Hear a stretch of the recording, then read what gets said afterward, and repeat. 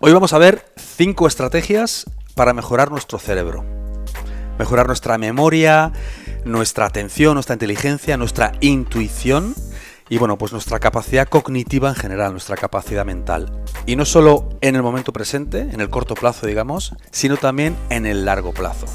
Mejorar eso para cuando vayan pasando los años, mantener nuestra capacidad cognitiva e intelectual el mayor tiempo posible. Bienvenidos a todos, soy Jesús Sierra. Hola, saludos a todos, soy Isabel Belaustegui. Esto es Vida Potencial, la plataforma divulgativa donde hablamos de salud, de nutrición, de hábitos de vida saludables, de entrenamiento, de hábitos en general, no solo saludables, sino hábitos que nos hacen ser más productivos y tener una vida mucho más potencial, como dice el nombre de nuestra plataforma. Lo primero, como siempre, lo siento señores, que tienen poca paciencia, pero tengo que hacer una llamada, tengo que hacer un call to action, ya que no tenemos patrocinadores en este podcast, por lo menos de momento. Hacer un call to action para que aquellos que quieran se den una vuelta por nuestra web y pediros que os suscribáis, aquellos que no lo estéis aún, a nuestra lista de correo en vidapotencial.com.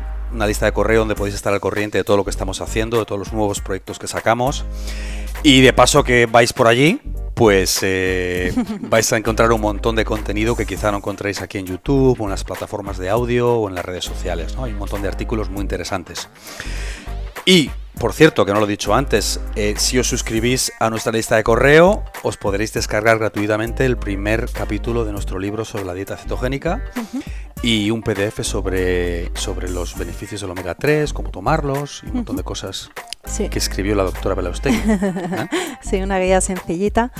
Y además van a ver los cursos que tenemos, las guías, los libros. Sí, en Vida Potencial estamos haciendo muchas cosas. Muchas cosas. El asesoramiento de pérdida de peso. Vamos a sacar muchísimos proyectos más, pero ahí está el call to action de siempre. Neuroplasticidad, Isabel, porque todo esto que hemos dicho al principio de estas 5 estrategias de las que vamos a hablar ahora están enfocadas a desarrollar o mejorar la neuroplasticidad, ¿no? Eso es, la capacidad del cerebro humano de moldearse a lo largo de toda la vida.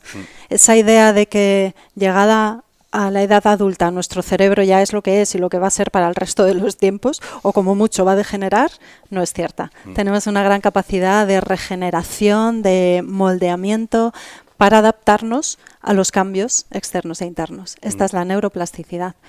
Y haciendo 5 cositas muy sencillas, la podemos desarrollar, la podemos entrenar, y eso quiere decir que vamos a ser más creativos, más inteligentes, más lúcidos, vamos a tomar mejores decisiones, vamos a ejecutar tareas más rápido, con mayor destreza. Hay muchas capacidades aquí detrás.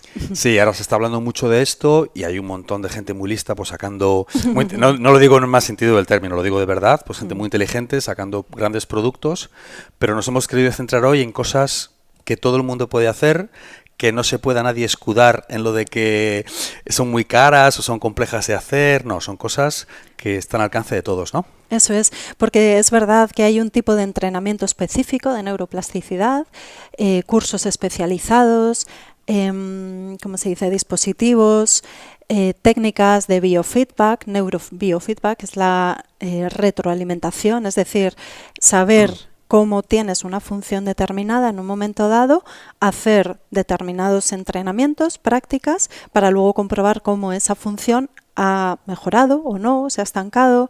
Esa es la retroalimentación, el saber qué está pasando con lo que hago.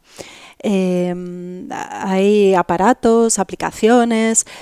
Hay distintas estrategias que están fenomenal, muy desarrolladas, muy interesantes, pero cuestan dinero. Y como no queremos excusas en este lugar, lo que vamos a dar son 5 ideas básicas, gratis, para poder entrenar nuestra neuroplasticidad. Es decir, entrenar nuestro cerebro. Eso es. Y ser más listos, tener más memoria, tener mayor capacidad de adaptación al entorno. Eso es. El cerebro está ahí para guiarnos en el entorno, ¿no? Entonces, exacto, eso es. Y la neuroplasticidad otorga una ventaja evolutiva. Es decir, nos adaptamos mejor porque tenemos un mejor cerebro. No solo que pensamos mejor, no solo que somos más inteligentes en el concepto tradicional de la inteligencia, sino en todas las funciones cerebrales, de los que luego podemos hablar. Y eso nos hace adaptarnos mejor y con ello tener un mayor éxito, una mejor supervivencia y una mejor manifestación de nuestras habilidades potenciales. Ahí está. Sí. Ahí está. Bueno, ¿empezamos? Sí. A ver, ¿cuál es la primera? La primera, algo que es muy evidente, quizá todos ya tenéis en la cabeza, es ver cosas nuevas, leer, escuchar audios en los que se da información que no conocéis, ir a una exposición, estar con gente que nos cuenta cosas nuevas, el acceso a la novedad, a lo nuevo, a lo diferente. Salir de nuestra cotidianidad un poco, ¿no? Uh-huh. Eso hace que el cerebro tenga que adaptarse. Uh-huh. Puede ser, por ejemplo, tener conversaciones con gente con la que normalmente no hablaríamos o que no forme parte de nuestra esfera de interacción, por ejemplo. Sí. De hecho, claro, pensamos en leer, en estudiar, en apuntarnos a un curso o en seguro en un curso online o en vídeo o en audio, pero es verdad que el estar con alguien que nos está contando cosas interesantes, por ejemplo, no tenemos ni idea de neuroplasticidad y en una fiesta conocemos a un neurocientífico. Háblame del cerebro, ¿de qué va esto? Para ti es algo completamente ajeno y eso, escuchar esa información empieza a moldear, a activar tus circuitos neuronales, tus patrones de funcionamiento del cerebro, eso empieza a activar tu neuroplasticidad. Además, ya que has mencionado esto, recientemente se ha descubierto cómo las interacciones sociales, y en particular en el momento de la adolescencia, que es un momento de inflexión para nuestro cerebro en su desarrollo, son muy importantes para el desarrollo de esta neuroplasticidad. El estar con personas diferentes, el tener que poner en práctica ciertas habilidades para hablar, para conversar, para escuchar, incluso para mirar, para identificar el lenguaje no verbal. Todo eso es y desarrolla neuroplasticidad. O sea que, por ejemplo, para gente que nos puede estar escuchando que tenga hijos adolescentes o preadolescentes, exponerles al mayor número posible de escenarios diferentes, que de cierta manera es como una casa que está llena de habitaciones y cuantas más puertas se abran y a más habitaciones distintas entre el chaval, pues mejor se va a desarrollar su cerebro, ¿no? Sí, mira, eso es. ¿Te ha gustado el ejemplo que he puesto? Me gusta mucho. Y luego, también quería decir una cosa, o corrígeme si me equivoco, no se trata solo también de tener conversaciones con gente que puede ser intelectualmente muy, vamos a decir, exigente para nosotros, también puede ser alguien que aunque no tenga una conversación intelectualmente muy exigente, pero que sea alguien que hable de cosas totalmente diferentes a las que estamos acostumbrados, sí. ¿no? Que puede ser quien sea. A mí me encanta cuando llevo mi coche al taller que me expliquen qué pasa con el motor. No entiendo nada, o sea, para mí es algo complejo, no lo sé, me cuesta entenderlo y me encanta que el mecánico me explique esto es esto es lo otro, esto funciona con esto, me encanta. Es algo que está totalmente fuera de tu cotidianidad. Completamente, eso es, sí. Claro. Sí. Y no hace falta que esta persona sea premio Nobel en ingeniería mecánica, no sé qué. No, es alguien simplemente que es como tú, pero que en un entorno que es totalmente diferente, ajeno al que estás familiarizado con el que interactúas con tu cotidianidad, ¿no? Eso es. Si ya de por sí es enriquecedor escuchar a personas de ámbitos diferentes y que se dedican a cosas distintas y que nos hablan de mundos distintos, pues mira, aquí tenemos una razón más, ¿no? Para darle ese valor, que es un estímulo maravilloso para nuestra neuroplasticidad y es gratis. Exacto. Apertura de mente. Número 2. Apertura de ojos. Apertura de ojos, ahí está. Vamos a mirar con ojos nuevos. Es algo que a mí me encanta. Tenemos esta tendencia cuando vamos a una sala, a un curso, por ejemplo, un curso que va a tener una cierta continuidad. Si nos fijamos en nosotros mismos y en los demás, el lugar en el que nos sentamos el primer día, en el primer momento, suele ser el lugar en el que nos sentamos todos los días, en todos los momentos. Simplemente porque nos sentamos ahí en un primer momento. Pues cambiar de sitio es muy estimulante para nuestro cerebro. Cambiar de lado, por ejemplo en un aula, si nos hemos sentado a la derecha el primer día y eso hace que nuestros ojos se tengan que dirigir un poco hacia la izquierda para ver la pantalla o al profesor, al siguiente día sentarnos en la zona izquierda del aula, porque eso va a hacer que nuestros ojos se dirijan parcialmente hacia la derecha. Hacia dónde miran nuestros ojos estimula más un lado del cerebro que otro, y eso estimula distintos circuitos neuronales. Entonces, simplemente hacer eso, cambiar de sitio, ya hace que nuestro cerebro tenga que trabajar, le estimula, desarrolla nuevas rutas por las que transmitir la información. Y esto lo podemos hacer también en casa, sentarnos en distintos sitios de la mesa, que también es algo muy habitual, que cada uno tiene su asiento asignado o su zona del sofá o su sofá de siempre. Sí. Pues cambiar de sitio de pronto te hace ver la realidad de una manera diferente y encima desarrolla tu neuroplasticidad. Y eso es aplicable, por ejemplo, en nuestra cotidianidad, un montón de sitios, ¿no? Cuando vas al gimnasio siempre intentas utilizar la misma taquilla, o siempre te cambias en el mismo sitio, o si hay varios vestuarios siempre utilizas el mismo y entras de la misma manera, o el que coge el autobús, para nuestros amigos mexicanos, el que utiliza el autobús como medio de transporte, que siempre suele ponerse en el mismo sitio, ¿no? Todos tenemos esa tendencia natural, ¿no? Porque al mismo tiempo el cerebro quiere como ahorrar energía también, ¿no?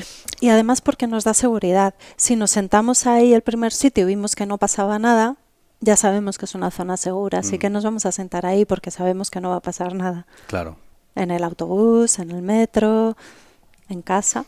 O cuando vamos al supermercado ahí y aparcamos el coche, ¿no? Siempre tendemos a dejar el coche en el mismo supermercado, más o menos siempre en el mismo sitio, la misma zona, ¿no? Sí, pues cambiar. Cambiar. Que haya cambio al cerebro. Y si podemos cambiar de gimnasio y de supermercado de vez en cuando, pues también eso ayuda, ¿no? Y de casa. Y por ejemplo, cambiar los muebles de casa. Sí. Cambiar de sitio, quiero decir. No tirar los muebles y comprar muebles nuevos, que tampoco es mala idea si lo puedes cambiar con tu vecino de arriba durante 2 meses. Mira, genial. No, pero en serio, modificar la posición de los muebles dentro de casa, ¿no? Sí. No tener esa rigidez mental de que la estantería siempre está ahí, la mesa siempre está ahí. Sí. Lo mismo, ¿no? Sí. Eso ayuda. Nos da flexibilidad mental. Eso es. 3. Este nos encanta, yo creo que puedo hablar por los dos. Sí. Utilizar la mano no dominante. Es decir, la izquierda si somos diestros o la derecha si somos zurdos. No solo al escribir, es que para todas las actividades cotidianas tendemos a utilizar la mano dominante. Pues empezar a utilizar la otra. Es un reto. Al cerebro le encanta o le viene muy bien. No sé si le encanta o no, porque a lo mejor es un poco perezoso y estos cambios no le hacen mucha gracia. Claro. Pero para el cerebro es muy estimulante, es decir, le activa y le hace crecer y hacerse más plástico, tener retos, novedades y un entrenamiento cotidiano. Entonces, utilizar la mano no dominante, y si yo soy diestra, pues escribir con mi mano izquierda o empezar a tomar el vaso con la izquierda o abrir un bote con la izquierda o una lata. Claro, de pronto son movimientos en los que ni pensábamos cuando lo hacíamos con la mano dominante y de pronto son completamente nuevos y somos torpes y no sabemos y eso es un reto y no nos gusta, nos da inseguridad y además nos roba tiempo y encima vamos a tirar el líquido por la mesa porque no hemos sabido abrir bien el frasco. O nos cepillamos los dientes con la mano izquierda, en caso de ser diestros, y de pronto nos enganchamos, claro. Aquello cuesta, nos hacemos daño. Es al principio, tenemos una gran capacidad de aprendizaje. Ese es el resultado de la neuroplasticidad, la memoria y el aprendizaje. Y cuando superamos ese miedo, perseveramos aunque nos cueste, asumimos el reto y entrenamos las tareas cotidianas, gratis, facilísimas, al alcance de todos, vamos viendo que anda, mira, soy cada vez más hábil con mi mano no dominante y eso es un reflejo externo de lo que está sucediendo. A nivel interno lo que está sucediendo es que se están activando un montón de circuitos, de caminos entre las neuronas, se están generando nuevas conexiones, aquello está creciendo, desarrollándose y eso es fantástico. Y lo que no se usa se pierde, Sí. como todo en biología, ¿no? Y además esto de utilizar la mano no dominante tiene otros muchos beneficios. Primero, es muy divertido. Sí. Es muy divertido, pero cuando intentas comer con la mano no dominante al principio se te cae la sopa, o lo que decías ahora, lavarte los dientes, ¿no? Te cae la pasta por aquí. Y es todo un reto, porque además, yo creo que además tiene una componente también enseña cierta humildad, ¿no? Porque Sí. es una lección para tu ego de repente estar en la casilla 1. Sí. Tú te encuentras muy seguro de ti mismo, pues comiendo como Dios manda, o lavándote los dientes con perfecta con perfecta forma, pero de repente te sientes como un torpe, te sientes como un niño. Sí. Entonces tiene ese beneficio añadido de que te hace un aporte de humildad, ¿no? Sí. Te da un aporte de humildad. Totalmente. Eso desde luego también, cuando aprendes una actividad, pues a bailar, un deporte, es una lección de humildad. Sobre todo siendo adulto, ser alevín de adulto cuesta muchísimo. Es duro. Es una gran lección de humildad. Te Ser- sientes ridículo y no sabes porque, claro, sí, que los niños pequeños hagan esas cosas tan graciosas, tan torpes, sabes que están aprendiendo. Pero no, es que todos cuando somos aprendices somos así de torpes hasta que lo vamos entrenando y aprendiendo. Y eso es bueno para nuestro cerebro. Sí, es bueno para nuestro cerebro. Y lo que has dicho de lo que no se usa se pierde, a nivel cerebral es tal cual, es así. Sobre todo esto se ve en el momento del desarrollo, que es el máximo apogeo de la neuroplasticidad. Se generan un gran número de conexiones entre las neuronas, de sinapsis, sin medir, ¿no? Se producen muchas células y además con muchas conexiones entre sí. Miles, decenas de miles, centenares de miles de neuronas y de conexiones, neuronas y células gliales, de células y conexiones entre ellas. Las que no se utilizan literalmente se podan, es el término que se utiliza en neurociencias. Es la poda, o sea, se corta, se echa a un lado lo que no se va a utilizar. Entonces, este es el potencial que sí que podemos desarrollar, sí podemos llegar a manifestar si lo entrenamos. Y para que la gente, corrígeme si me equivoco, pero para que la gente tenga esta imagen, ¿no? Imaginemos esta persona muy, muy, muy mayor que no ha trabajado todo esto que estamos hablando nunca y siempre ha hecho la misma cosa, siempre se ha sentado en el mismo sitio, siempre ha pensado de la misma manera. A esa persona muy, muy mayor de repente le introduces un cambio y es incapaz de asumirlo, porque ha perdido todo esto, ha perdido la capacidad, ¿no?, para establecer estas nuevas rutas, ¿no? ¿No es exactamente así? Hasta hace relativamente poco, sí, se pensaba esto, era lo que se afirmaba, era lo que se nos enseñaba, que se perdía esa capacidad. Lo que sabemos hoy en día es que la neuroplasticidad es una capacidad que se mantiene durante todo el curso de la vida de los humanos. Entonces, Nunca es tarde. Nunca es tarde en absoluto y no vale como excusa tampoco poner la edad. Siempre tenemos la capacidad de desarrollar nuestros circuitos neuronales, nuestro cerebro. De hecho, hay estudios, por ejemplo, ahora me viene a la cabeza un estudio que se hizo en personas mayores, pero mayores de 70 años, ahora no recuerdo la media, pero eran 70, 80, pues estas personas con una rutina de las que ya se dice que no hay nada que hacer, ¿no? Que no van a desarrollar ninguna nueva capacidad.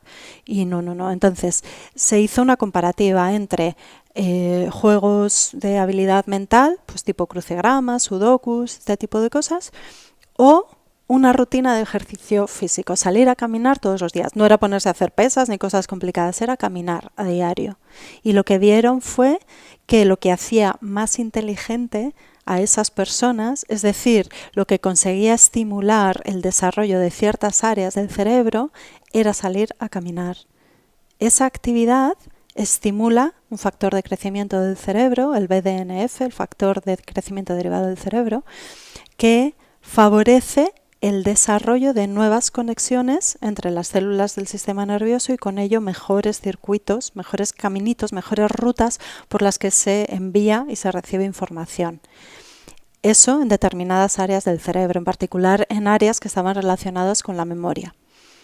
O sea que caminar en personas mayores hace que tengan una mejor memoria y una mayor capacidad de aprendizaje.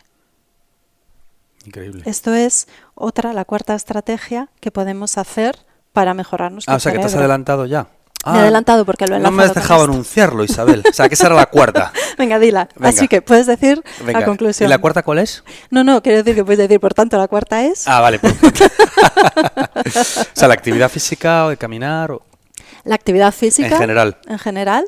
Y para que no haya excusas, que no me pueda apuntar al gimnasio, que no puedo ir a clase de pilates o de lo que sea, caminar, que es gratis, las calles están puestas, los campos, las playas están ahí para nuestro uso y disfrute. Y eso mejora nuestro cerebro. Ahí está. ¿Y la quinta entonces? Pues la quinta tiene que ver con esta y es ir por caminos nuevos. También tenemos esa tendencia a ir siempre por el mismo camino, al trabajo, a la tienda, a llevar a los niños al colegio, al gimnasio. Cambiar, ir por otra ruta si es posible, o si no, aunque solo sea cruzarnos de acera.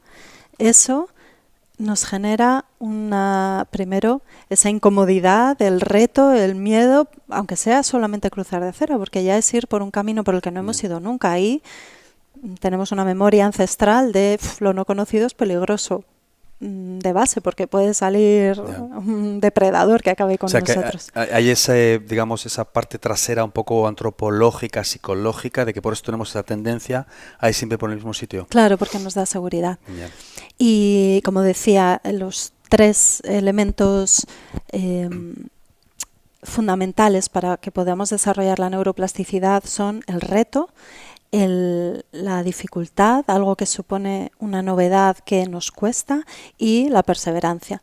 Entonces, hacer ese cambio y cruzarnos de acera o ir por un camino diferente es un reto, es una novedad que nos puede asustar por esa memoria antigua y es algo que, si lo vamos entrenando junto con esos 2 elementos y vamos yendo por ese camino nuevo o, claro, yendo por caminos diferentes y venga, ahora me voy a asomar aquí a esta callecita o nunca he mirado esta tienda o anda una galería de exposiciones que hay aquí, pues dejarnos sorprender por lo que está ahí, verlo y movernos e ir a esas novedades, eso entrena nuestra neuroplasticidad y de nuevo está al alcance de todos.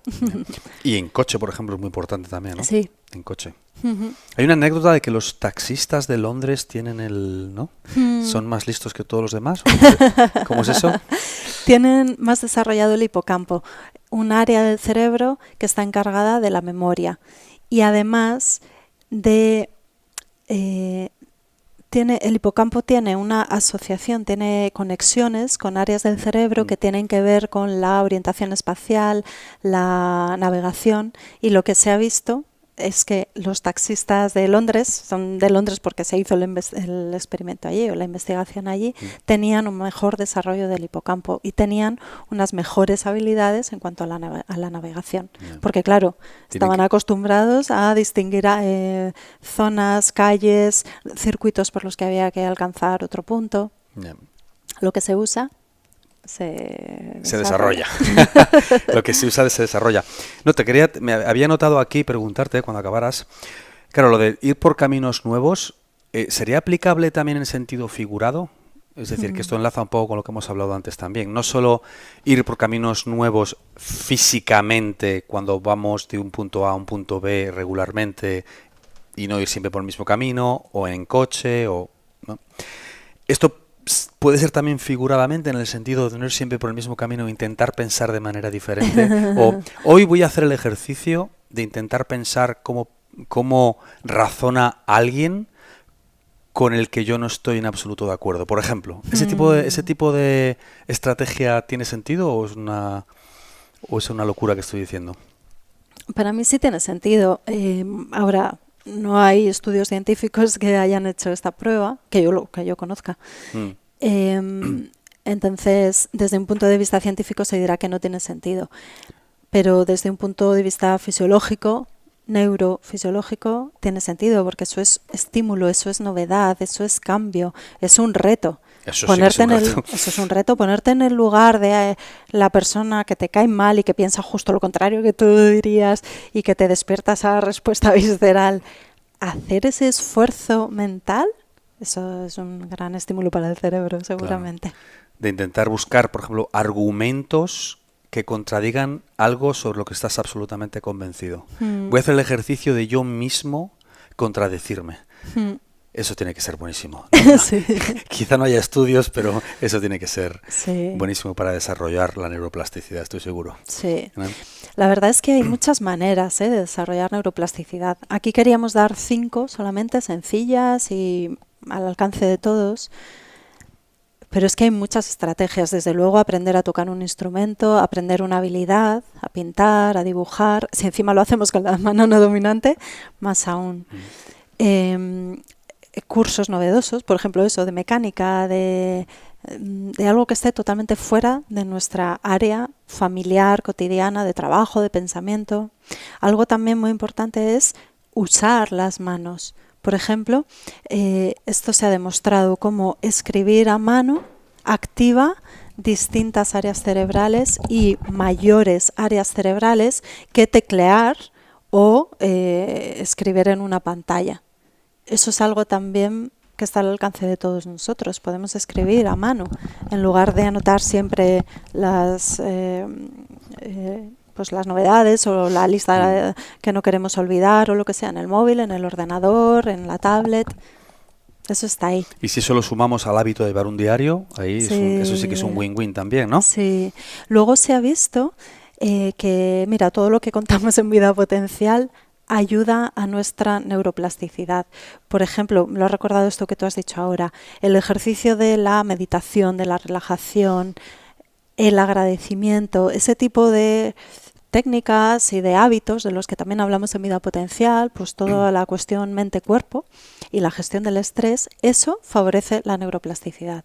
Y se ha visto, y esto es muy importante, que todas las técnicas específicas dirigidas a desarrollar la neuroplasticidad, el brain training, el neurobiofeedback, los distintos dispositivos, son eficaces cuando se sostienen sobre hábitos de vida saludables.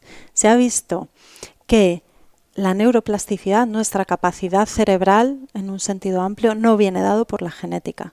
Hay un componente genético, pero lo determinante es el estilo de vida, la comida, la alimentación, la actividad física y la gestión del estrés y el descanso, que es lo que hablamos siempre en Vida Potencial. Eso es lo que permite que desarrollemos nuestras capacidades cerebrales. Quiero volver antes de terminar, que ¿tienes por ahí alguna nota apuntada de cosas que se hayan quedado en el tintero? Hay muchas cosas, sí, vale. Todavía hay cosas que me apetecen. Antes quiero decir una cosa, vale. Es que antes de cambiar o pasar a un punto nuevo, quiero decir una cosa. Sí. En referencia a lo que decías, utilizar la mano no dominante, cosas nuevas. Una cosa que a mí me encanta y que animo a la gente que haga. Siempre que viajéis, si nos seguís, probablemente si habláis español, vivís en un país donde se conduce por la derecha. Siempre que viajéis a un sitio donde se conduzca por la izquierda, no perdáis la oportunidad de alquilar un coche. Sí. Hombre, con cuidado, no salgáis directamente no salgáis directamente del centro de Londres si no lo habéis hecho nunca, pero si tenéis la oportunidad de conducir con un coche con el volante al otro lado y conducir por la izquierda, porque eso es todo lo que hemos hablado en esteroides. Un sitio nuevo, conduciendo por la izquierda, cambiar con la otra mano, eso es la neuroplasticidad a la enésima potencia. Sí. Y va a ser genial porque vais a ver de lo que sois capaces, que es fantástico. A mí me parece maravilloso. Si todo el sistema nervioso, anatómica y funcionalmente, o sea, de cómo es y cómo funciona, siempre me ha gustado mucho. Cada vez que se van conociendo más cosas y es un campo en el que se están haciendo muchos descubrimientos todavía, me parece fascinante, es increíble que tengamos toda esa capacidad. Me apetece contar una cosa, y es que cuando hablábamos el otro día... Este es nuestro podcast, Isabel, podemos contar lo que queramos. Cuando hablábamos el otro día de neuroplasticidad, me vino a la cabeza una pregunta que tú sueles hacer en tus entrevistas, y es, ¿de qué hay algo de lo que estás convencido, aunque todavía no está demostrado? No puedas demostrar. Que no puedas demostrar. La formulo de esa manera. Hay algo de lo que estés absolutamente convencido, pero no puedas probar. Normalmente la formulo así. Pues cuando hablábamos de neuroplasticidad el otro día, yo pensé, me vino esa pregunta a la cabeza y pensé que si me hubieras hecho esa pregunta hace años, habría dicho que era la neuroplasticidad. Porque algo que a mí me llamaba mucho la atención era que nuestro cerebro, según nos contaban, llegada a una edad, en torno a los 20 años, ya estaba definido. Así era. Y no iba a haber ningún cambio, excepto si acaso la degeneración, que fueran muriendo neuronas. Además se hablaba solo de neuronas. Es decir, que teníamos el cerebro que teníamos, el sistema nervioso que teníamos y que así nos quedábamos para toda la vida y que solo la única posibilidad era ir perdiendo capacidad. Y algo en mi interior me decía que eso no podía ser así. No podía, pero ni tenía ni los conocimientos, ni la técnica, ni la capacidad de demostrar algo así, ni de investigarlo, ni nada. Pues me encantó cuando a principios de los 2000 se descubrió que el cerebro sigue desarrollándose durante toda la vida, que tenemos esta plasticidad, esta capacidad de moldeado, que las neuronas no mueren, que hay zonas concretas del cerebro donde se regeneran las células nerviosas, las neuronas, y que se pueden establecer conexiones, las llamadas conexiones sinápticas, las sinapsis, que son los puntos de contacto entre células nerviosas que sirven para transmitir el mensaje. Como decía, que se desarrollan, tenemos la capacidad de desarrollar conexiones sinápticas durante toda la vida. Y que tenemos una capacidad inmensa y que eso está demostrado. ¡Wow! Eso me encantó. Eso me encantó. Yo recuerdo perfectamente esa de pequeño, además recuerdo que era como una frase fija que se repetía, ¿no? Que el cerebro tiene un número limitado de células y que no son regenerables o algo así. Sí, que las únicas células del cuerpo que no se regeneran son las neuronas. Eso es, sí. Pues no. Pues no. No es así, eso me encanta. Una vez más se confirma que la mitad de lo que sabemos no es cierto, no sabemos qué mitad. Ya, ¿no? Bueno, y si es la mitad. Si es la mitad, no estamos tan mal en realidad, ¿no? Sí. A mí me parece que todo este campo, el conocimiento de la neuroplasticidad, de eso, además me parece que la palabra es muy acertada, es plasticidad, es moldeado, es adaptación, es algo vivo de nuestro cerebro, esa capacidad, bueno, de nuestro sistema nervioso. El cerebro es una parte del sistema nervioso. Luego tenemos la médula espinal como parte del sistema nervioso central, cerebro y médula espinal, y luego tenemos el sistema nervioso periférico, todos los nervios, esas rutas, esas carreteras que llevan información a todo nuestro organismo. La llevan y la recogen. El sistema nervioso es riquísimo, podríamos decir que es como otro organismo que vive con nosotros, que tiene toda esa capacidad vital de funcionar, de ayudarnos, de potenciarnos, sobre la que nosotros podemos actuar, intervenir de una manera muy positiva, muy saludable, y tenemos muchísima capacidad, muchísimo potencial. Sí. ¿Sobre esto no apuntó ya cosas Ramón y Cajal? Sí, ¿no? Hace un montón de tiempo ya, ¿no? Sí. De hecho, Ramón y Cajal, a finales del siglo XIX, se definió o se estableció el término plasticidad y se decía que la plasticidad era la naturaleza modificable del comportamiento humano. Y don Santiago Ramón y Cajal, a principios del siglo XX, dijo, o él pensaba, que esa capacidad moldeable del comportamiento humano debía de tener un sustrato anatómico, una base física en nuestro sistema nervioso. O sea que ahí enlazaban muy bien las dos cosas, ahí se empezaba a gestar la neuroplasticidad. Lo que ocurrió es que a la muerte de Ramón y Cajal, en los años 30 del siglo XX, a partir de ahí quedó como una idea muy fija, muy estática, rígida del sistema nervioso. Y no fue hasta mediados y finales del siglo XX cuando se empezó a ver que había una cierta capacidad de regeneración de los axones, de las prolongaciones de las neuronas, que son unas de las células principales del sistema nervioso, y que había una capacidad de adaptarse del sistema nervioso a las situaciones cambiantes, externas e internas en la vida, que no se llegó a establecer esa capacidad plástica más flexible, más abierta del sistema nervioso. Y ya el término de neuroplasticidad ya quedó, el término y el concepto ya quedó completamente aceptado a finales del siglo XX. La vida y el cuerpo humano es orgánico, ¿verdad? Sí, totalmente. Nada es rígido. No. En biología y en el universo, en realidad. En la Nada vida, es rígido. Exacto. Nos gusta pensar que es rígido porque es más fácil de interiorizar. Y porque nos da más tranquilidad, más confort, ¿no? Esto es así, ya lo tenemos en una caja. Pero no es así, para nada. Ya. No. ¿Qué más? Quiero aclarar también, ¿Por qué hablamos de neuroplasticidad o plasticidad neural y no neuronal?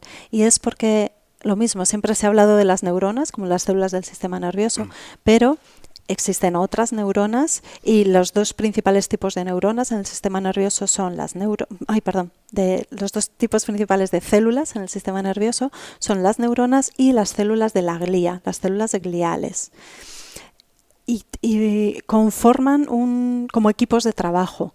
La glía también se veía como un soporte físico, como una especie de masa en la que estaban ahí flotando las neuronas y funcionando, que eran las células importantes del sistema nervioso. Ahora también se sabe que la glía, las células gliales, están haciendo un soporte fundamental para la vida y para la función de las neuronas. Las ayudan, es una manera así sencilla, figurada, ¿no? Figurada para que se pueda entender mejor.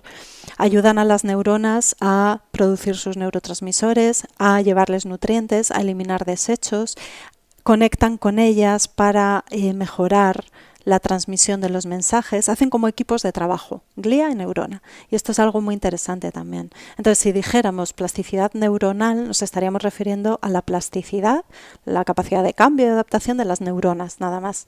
Pero es plasticidad neural, es la capacidad de todo el sistema nervioso, de neuronas, de glía y de prolongaciones, conexiones sinápticas, etcétera, etcétera. Es un concepto más global también que aglutina todo. Y eso es muy interesante. Es muy bonito el comprender esto porque también da mucha riqueza, ¿no? Me vienen ahora varias cosas a la cabeza. Una es lo que has dicho antes, de una persona ya con una edad que ha estado siempre haciendo lo mismo, yendo por el mismo sitio, sentándose al mismo sofá, etcétera, etcétera. Así, cuando repetimos constantemente una acción o una manera de pensar, una ruta nerviosa, lo que hacemos es que en lugar de tener un camino tenemos un surco neuronal. Es una potenciación de una conexión entre neuronas que van transmitiendo el mensaje por el mismo sitio. La manera de transmitir la información en el sistema nervioso es que como si fuéramos pasando mensajes de unos a otros, ¿no? Una neurona le pasa el mensaje a través de la conexión sináptica, del contacto, a la otra neurona. Esa neurona a la siguiente, esa a la siguiente. Como cuando jugábamos de niños, yo jugaba, no sé tú, a esto, al trenecito en el que nos poníamos todos los niños, hermanos y primos, con los ojos cerrados en fila, uno detrás de otro. Y el único que tenía los ojos abiertos era el último de la fila. Entonces, íbamos conectados con las manos sobre los hombros del que teníamos delante. Y el que mandaba la orden de hacia dónde teníamos que ir era el de atrás, que era el que tenía los ojos abiertos. Entonces, según el mensaje que nos daba, pues si nos tocaba los dos hombros, o solo el de la derecha, o solo el de la izquierda, íbamos hacia adelante, hacia un lado, hacia el otro, parábamos. Eso es lo que hacen nuestras neuronas, conectadas unas con otras en estos trenecitos que en el sistema nervioso se llaman circuitos neuronales. Van conectados y van transmitiendo el mensaje para cumplir con las distintas funciones. Cuando estamos siempre haciendo lo mismo, esos circuitos neuronales se refuerzan tanto que van haciendo un surco neuronal. Es una potenciación, un toque leve ya va a transmitir el mensaje, ¿no? Es como que está muy facilitada esa vía. De pronto empezar a hacer algo nuevo, ir por otro camino diferente que no está labrado siquiera. Claro, es todo ese reto, es algo desconocido, pero ahí está la gran plasticidad. Es como si ya hubiese un surco, si visualizamos como un coche que ha hecho un surco en el barro, intenta salirte y ¡plac! Vuelve otra vez, ¿no? Sí. Es un poco eso, ¿no? Claro. Yeah. Sí, mira, buena imagen. Pero el coche puede ir por otra zona del terreno donde no ha pisado nunca y al principio va a ser complicado. Claro. Y la inercia es se va que a vuelva, tambalear y va a tener la tendencia, exacto, a irse por el surco. Pero si perseveramos, clac, vamos generando un nuevo camino. Muchos nuevos surcos. Y tenemos muchos nuevos caminos posibles. Sí. Qué bueno. Sí. Hay algo súper importante, claro, ¿para qué nos sirve la neuroplasticidad? Porque antes he dicho que nos confiere ventaja adaptativa. La evolución ha seleccionado a los individuos que tenían una mayor neuroplasticidad porque eran los que sobrevivían. Y es porque esa neuroplasticidad, esa capacidad de moldearse del cerebro, la capacidad de cambiar, de generar nuevos circuitos neuronales, eso nos permite responder a cambios del exterior. Pues hay un cambio en la naturaleza, se agotan nuestros víveres, el acceso a los frutillos, de pronto hace un frío tremendo, tenemos que cambiar y vamos a buscar otro territorio, pues eso requiere nuestra capacidad intelectual, nuestra capacidad de innovación, la capacidad para resolver problemas, etcétera, etcétera. Claro. Pero es que también para adaptarnos a cambios internos, y se ha visto cómo la neuroplasticidad es una capacidad asociada a situaciones concretas como puede ser la sed, el embarazo, el parto, la lactancia. Son cambios de nuestro organismo, cambios internos que hacen que nuestro cerebro cambie, se moldee, sea diferente y nuevo para poder responder a esas demandas. Qué bueno. Quizá no hemos hecho suficiente hincapié en la importancia de cultivarlo para pues evitar cierta pérdida cognitiva con la edad, ¿no? Esto es muy importante, ¿no? Demencia, Alzheimer incluso, ¿no? Sí, es muy importante. Esto tiene que ver con lo que se conoce como reserva neuronal. Cuando hacemos esos entrenamientos, esos nuevos circuitos neuronales, esa ampliación de las conexiones neuronales, que es que hablamos de decenas de miles, de centenares de miles, en determinadas áreas del sistema nervioso, se establecen conexiones de una neurona, puede recibir 200.000 conexiones neuronales, 200.000 sinapsis o decenas de miles. O sea, es que es mucho de lo que hablamos, es un potencial inmenso, es tremendo. Pues lo que conseguimos cuando entrenamos todos estos nuevos circuitos o estas nuevas conexiones, lo que hacemos es ganar reserva neuronal, ganamos reserva, ganamos neuronas y conexiones para protegernos o que nos protegen de ese deterioro que se manifiesta en muchos casos como demencia, el Alzheimer, que es un tipo particular de demencia. Y esto es muy importante por la repercusión que tiene, por supuesto, en la persona que padece una demencia y en todo su entorno, y además porque el Alzheimer ha demostrado ser la enfermedad que más nos asusta en el mundo occidental. Cuando se hace una encuesta a las personas que están bien, sanas, que no tienen enfermedades, ¿qué les asusta más en el futuro? No dicen el cáncer, que puede ser algo que tenemos todos muy presente, es el Alzheimer. Lo que más preocupa es que podamos tener Alzheimer.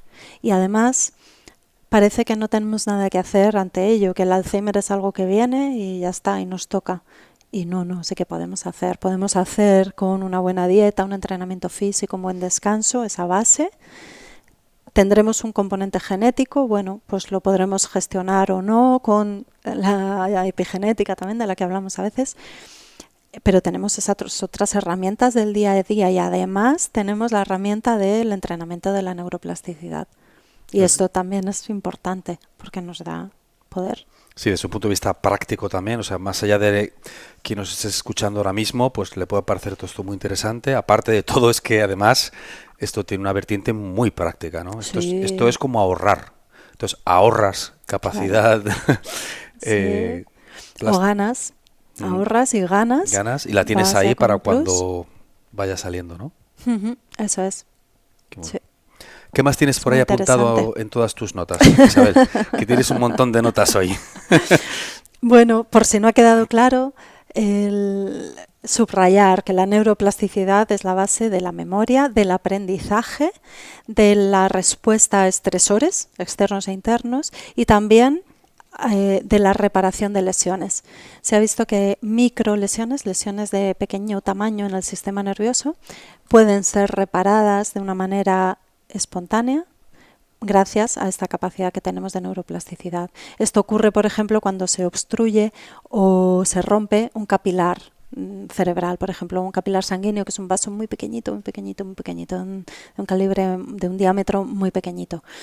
Pues eso genera un daño microscópico, se puede ver a veces en técnicas de imagen, pero lo importante es saber que con nuestra neuroplasticidad, con sentarnos en un sitio diferente, con utilizar la mano no dominante, con comer bien, con salir a caminar, con hacer técnicas específicas si podemos y queremos, podemos reparar también esas lesiones. Pues si te parece, voy a cerrar con una nota de mi obsesión que tengo por el mundo maravilloso que estamos viviendo. Porque vivimos en el mejor momento de la historia para estar vivos, con muchísima diferencia, aunque haya mucha gente que no esté de acuerdo con nosotros. Que es que yo creo que desarrollar la neuroplasticidad va a ser cada vez más importante. Es incluso más importante. Es cierto que en un entorno antropológico era muy importante, porque si de repente un grupo de humanos estaba sobreviviendo con tal recurso, ese recurso desaparecía, tenían que tener esa capacidad para cambiar. Pero tanto que se obsesiona la gente hoy en día con sus hijos, con las salidas de futuro y con el trabajo que vayan a tener en el siglo XXI, vamos caminando hacia un mundo en el que va a ser un constante cambio. Todo va a ser cambio. Vamos a ser todos novatos en todo. Sí.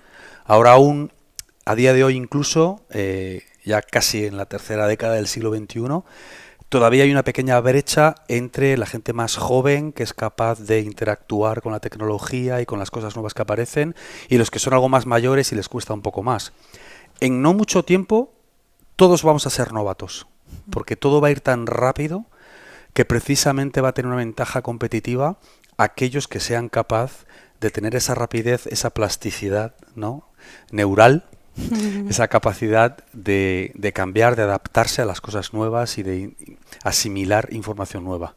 Y cuando uno está metido en la ruta esa del coche que veíamos antes, le cuesta mucho salir. Entonces, cuanto antes lo entrenemos, pues vamos, yo creo, esto ya es una opinión de Jesús Sierra, pero yo creo que eso va a tener un efecto directo en la capacidad para disfrutar más de la vida en el futuro. Si somos capaces de asimilar nueva información y asimilar nuevos conceptos, nuevas ideas, que cuando uno no tiene, no ha trabajado todo esto que llevas explicándonos los últimos 45 minutos, cuando uno no tiene eso es muy difícil, ¿no? Porque está metido en su ruta y dame solo lo conocido, dime cómo hago esto, no me hables de nada nuevo, ¿no?